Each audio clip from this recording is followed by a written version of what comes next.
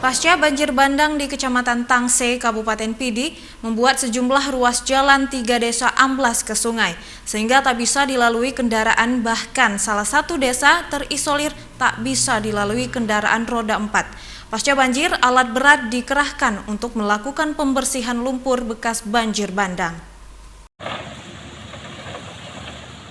Untuk melakukan pembersihan pasca banjir bandang yang melanda di 3 desa di Kecamatan Tangse, Kabupaten Pidi, pemerintah kabupaten mengerahkan alat berat untuk membersihkan sejumlah fasilitas umum yang rusak. Pembersihan dilakukan di beberapa ruas jalan utama, jalan yang amblas ke sungai.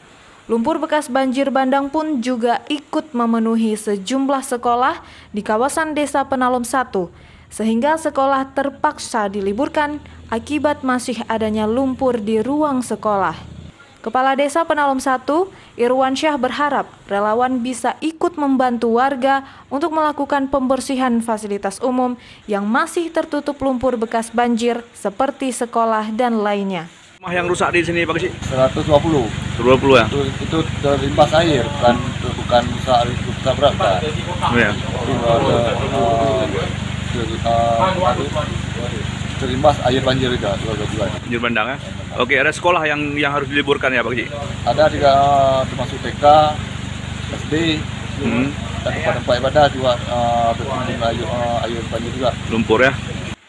Selain itu, warga juga berharap adanya bantuan air bersih untuk keperluan sehari-hari dan juga bantuan-bantuan lainnya. Sejumlah bantuan telah disalurkan bagi masyarakat yang terdampak banjir bandang. Bantuan tersebut diharapkan dapat membantu masyarakat dalam suasana darurat. Dari Kabupaten Pidi, Jamal Pangwa, iNews melaporkan.